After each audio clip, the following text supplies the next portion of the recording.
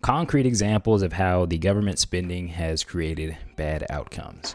So this is something that is a very hot button issue today, and I just wanted to get these off my chest. So title there, we got politicians solve one thing by breaking another, and the bulk of people are financially uneducated and therefore easy to lie to. So the first clip I wanted to start this out with, this is a little bit of a different Market Sunday. We're not talking about the market. We're talking about Joe Biden's spending plan. And basically, there's a system out there that people don't want you to know about. It's a shadow system, and this guy explains it best. So let's check out this clip. Bro, do you think the education system is ever going to teach us financial literacy? No. Why not? Because it goes against the entire business model of what the American dream is. What do you mean? Under the American dream, you're supposed to go to college. That means you're going to take out student loan debt, which means you have to pay interest to the banks. Okay? With that education, you will become an employee, which means you will pay the highest taxes of anybody else in society. Okay? And then you are taught that a house is your greatest asset, so you will take out a mortgage and pay interest to the banks once again on another loan. Okay? And then you are taught to consume, so you will take out credit card debt to pay for stuff to impress people that don't give a shit. Okay? So all in all, you will become a cash flowing asset for the banks and the government. So why would I ever educate you on the money system if I can turn you into a cash flowing asset for me? I don't know. The tax code is just that, a code. And only the people that are willing to do the work to crack it will reap the benefits. So there it is, laid out in its rawest form. They don't want you to know about interest. They don't want you to know about consumerism. They don't want you to know much of anything. All they want you to know is they just want you to be ignorant. They want you to be unhealthy. They want you to be consuming their products, right? And that's all they want you to know. So let's change that really quick. And try to keep this under 25 minutes. All right. So before we get a little angry, with our Democratic side of the platform that we've got here, I just wanted to show that I actually looked up the top 10 biggest spending presidents, and 6 of them are actually Republicans. So fun fact there of the day.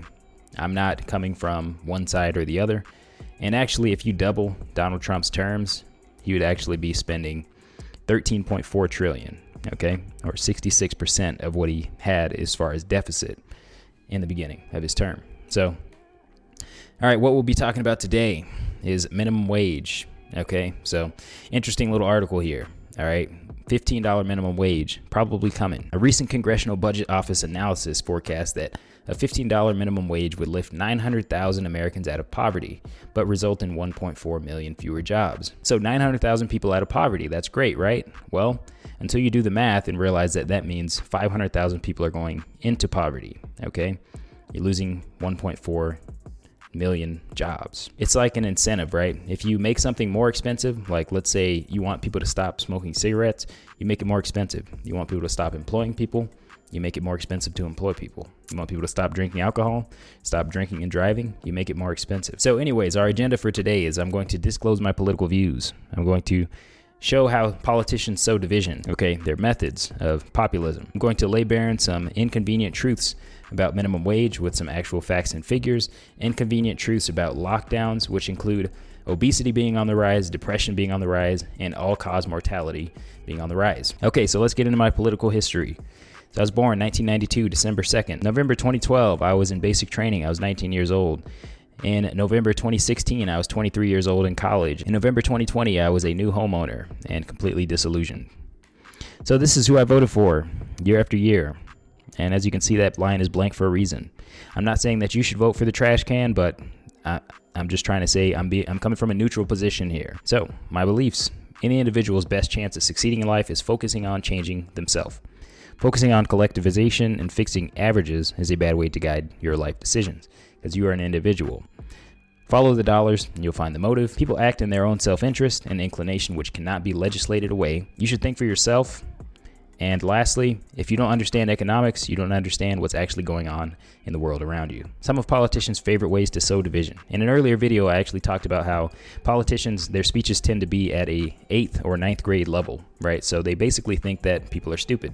They treat people like they're dumb because a lot of people, I'm not going to say it, all right? I'm trying to be a little bit more polite on the channel. Okay, assuming intentions from courses of action. So assuming that the politician on the other side of the aisle intends for the bad thing to happen, right? So let's say I want to cut the minimum wage, but the reason why I want to do that is so that I can have more jobs, have fewer people on the streets. I will just assume that they want people in poverty, okay? And that's what I'm going to say in my speech. Straw manning, pretty much the same thing. Giving a weak argument. The passive voice, that's basically when you say something and you don't assign blame. So I could walk up to somebody and say, Sarah was murdered. Okay, that doesn't give us very much information. Who killed Sarah? Okay, then maybe I say, I killed Sarah. That's the active voice. Okay, now you know who killed Sarah. Now you can make an arrest. Okay, ignoring inconvenient facts, ignoring or downplaying adverse effects, talking in certainties instead of probabilities, right? Because in economics, we are trying to make forward-facing models. We're trying to predict future outcomes. We don't know for certain that one thing is going to happen or another, but we do know what's happened in the past, and us versus them. All right, so we're going to cut over to Bernie's speech, and I'm going to break down basically what he says within it and those types of devices that he uses. I think most people are aware that for the last 40 years, the middle class of our country has been in decline. That in Vermont and all over this country, we have people working 2 or 3 jobs. We have people working 50, 60, 70 hours a week just to put food on the table, just to make sure that their families can live with a modicum of dignity. And the reason for all of that is that wages in the United States of America are just too low. And the time is long overdue for us to raise the minimum wage, which is now at the federal level $7.25 an hour, which I think under any definition is a starvation wage. We have got to raise the minimum wage to a living wage, and what we are here today to say is that living wage is $15 an hour.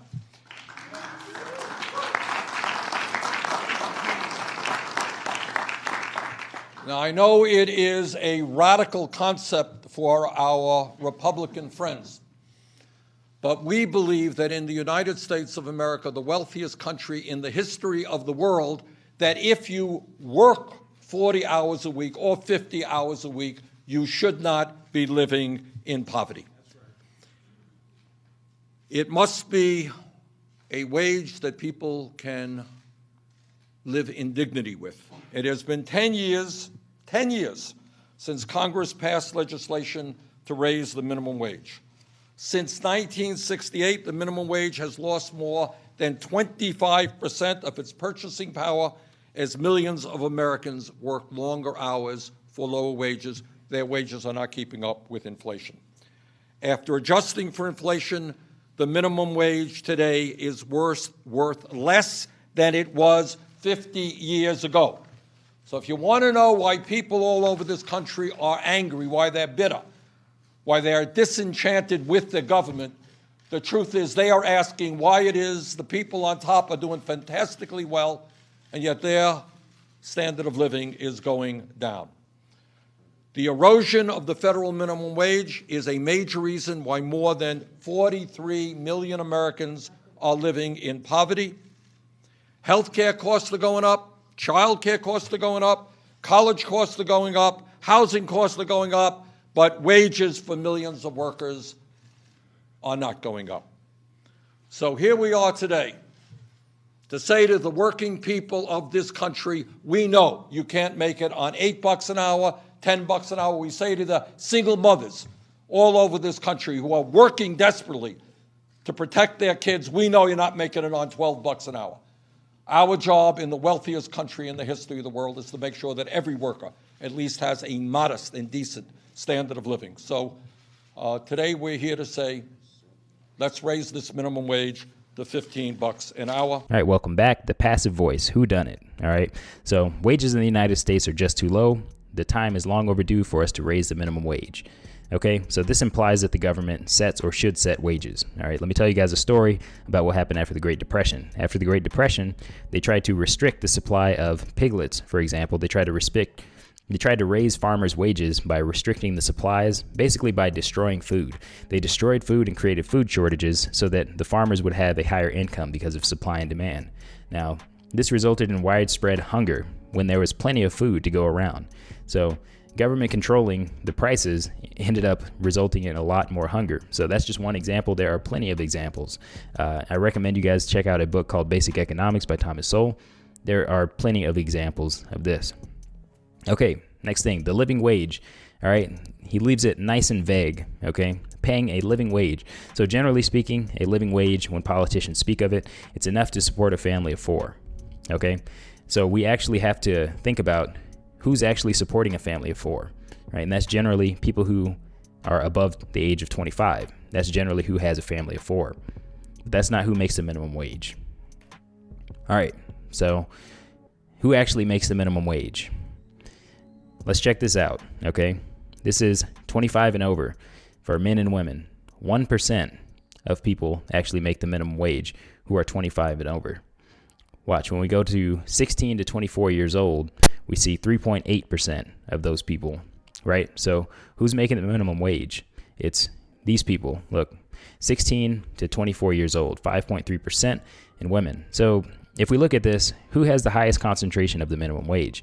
It's not people who are supporting a family of 4, or in other words, people who would actually need a quote-unquote living wage by their usual definition.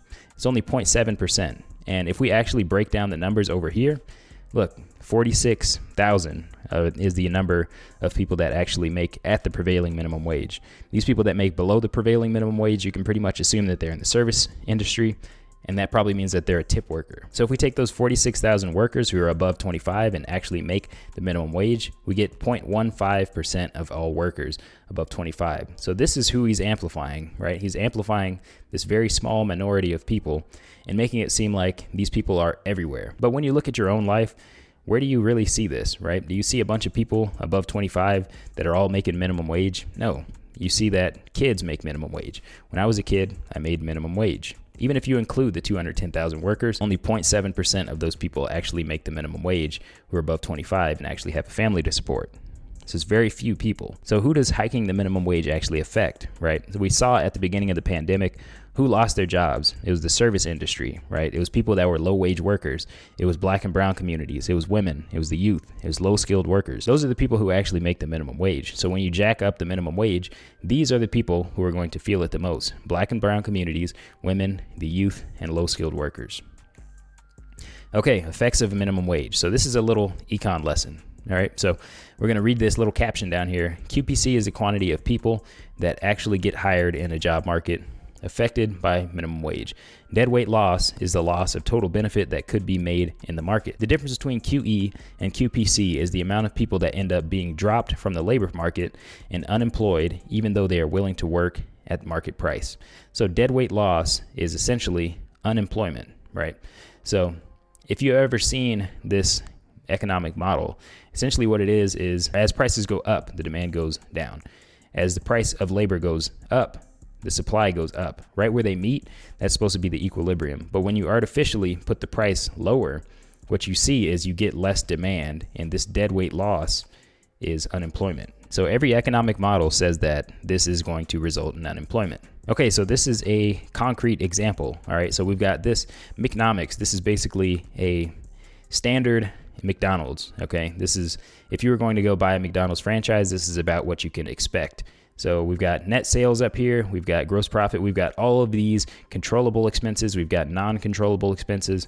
So what happens, the question is, what happens when you take this crew payroll, because managers already don't make minimum wage, when you take this crew payroll and you increase it? So let's go into it. So I looked this up. Average crew member makes $9.96 an hour. So that's essentially $10 an hour, right? But what I said was, what if you increase that by 50.6%? Or in other words, what if you make that $15 per hour? All right, so crew payroll has to go from $540,000 to $813,000. So up by this amount, $273,000. Okay, so operating income would go negative. It goes to $119,000 into the negative. To maintain profits, you would either have to increase prices or you'd have to cut labor force. So in this example, we increased prices. So that was a 10% increase in food prices. All right. So that's essentially 10% increase in the things that poor people actually buy. It's essentially a regressive tax on the poor to have increased food prices because everybody has to buy food, but not everybody has to buy certain other things. All right, so let's look at the other option, which is cutting the labor force. So essentially, you can screenshot this math if you want to look at it, but you'd have to cut your labor force if they went from working for $10 an hour to $15 an hour. You'd have to cut your labor force from 26 to 17 workers, right? So you'd have to cut employment by 34%. Sounds pretty bad, right? Unemployment's only at, I think it's 6% right now, but you'd have to cut your employment by a whole heck of a lot to comply with these regulations. Okay, so next thing he said, if you work 40 hours a week or 50 hours a week, you should not be living in poverty. Okay, so let's talk about incentives. So seller/employee is to get as much from the buyer as possible. Buyer/employer, get as much from the seller as possible. Politician, get as much from the taxpayer as possible. How can you do this? Get elected, raise taxes, improve pension benefits for yourself, improve your working conditions, such as, I don't know, spending a ton of money on improving the congressional little working area there like they did. Paid speaking gigs, podcast/social media presence, selling merch, taking in large donations, etc. Okay, so these are all the incentives of the politician. Get as much from the taxpayer as possible. Media outlet. So these people essentially is like, you know, your CNBC, your ABC, whatever, basically the TV.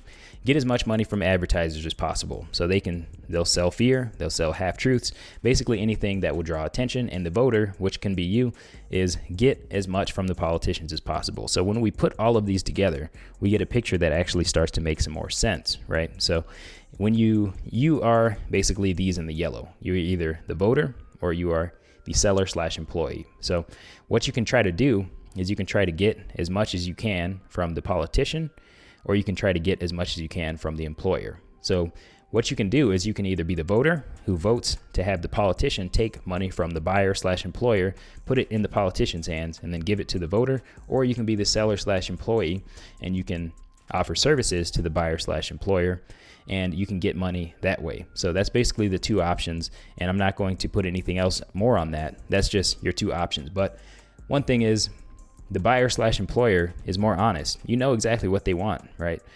Whereas the politician could potentially want all of these things. And we see widespread examples of all of these things. So the buyer/employer, you know exactly what they want. They just want as much from you as possible. And you want the same thing. So it's a little bit more of an honest situation, in my opinion. All right. It must be a living wage that you can live in dignity with. All right. So I got a translation here for you.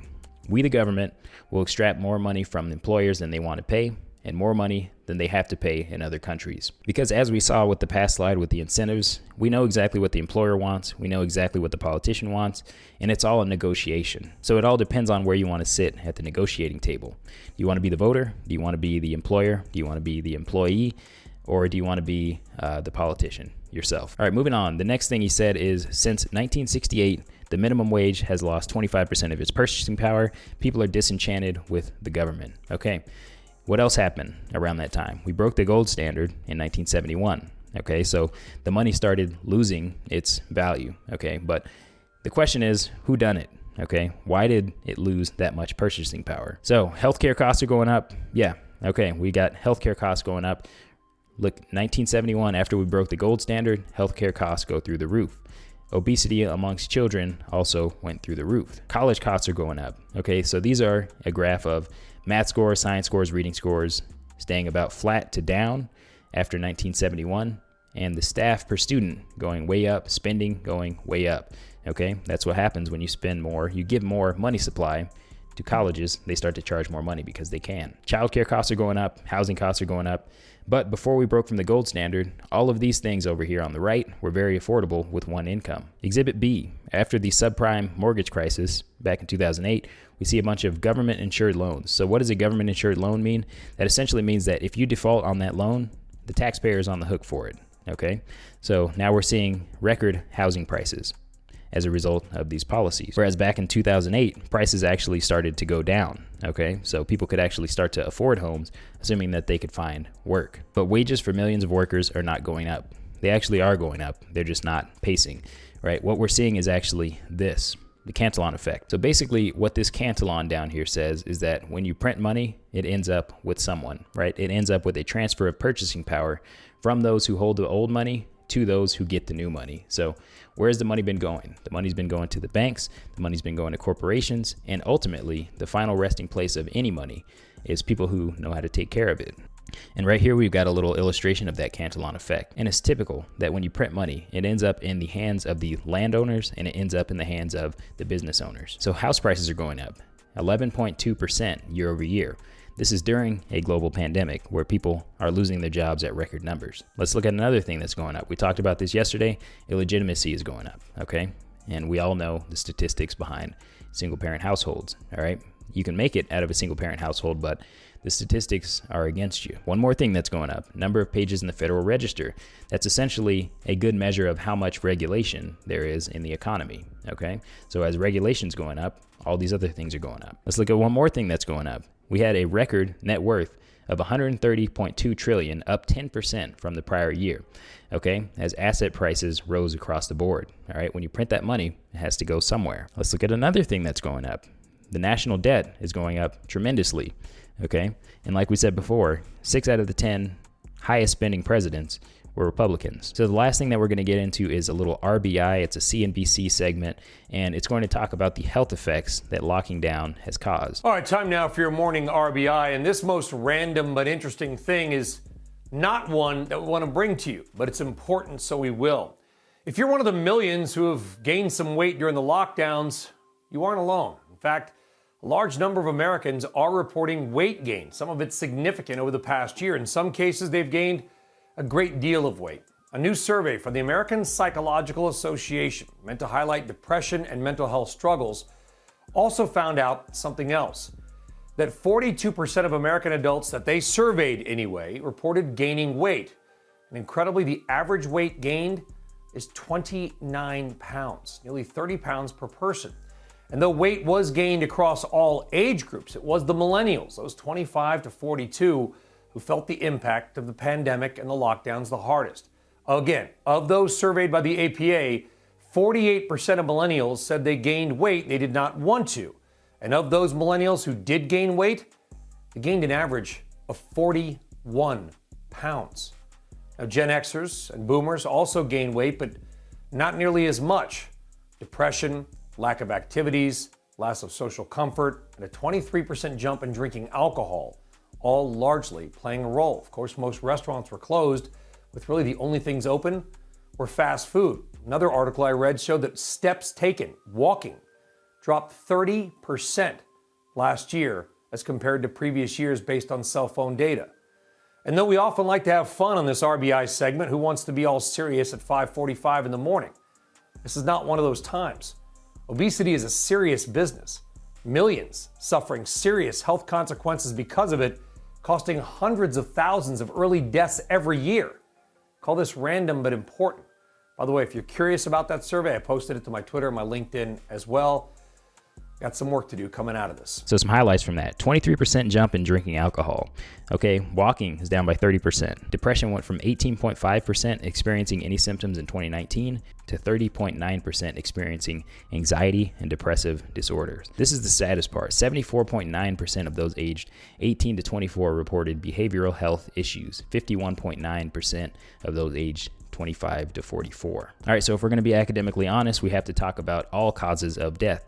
Okay, and if you look at all these, a lot of these are related to drugs and alcohol, obesity, depression, and even some of the depression can be related back to obesity and drugs and alcohol. Even the likelihood of dying from the flu and COVID are increased by these other things, which are mostly, besides accidents, influenced by drugs and alcohol and obesity. Just so you guys don't think I'm lying, what causes depression? Having a blood relative who had depression, experiencing traumatic or stressful events, such as physical or sexual abuse, death of a loved one, or financial problems. Going through a major life change, even if it was planned. Having a medical problem, such as cancer or stroke, or chronic pain. Taking certain medications, use of alcohol or drugs. Okay, so we saw 23% jump in drinking alcohol, and obesity is up.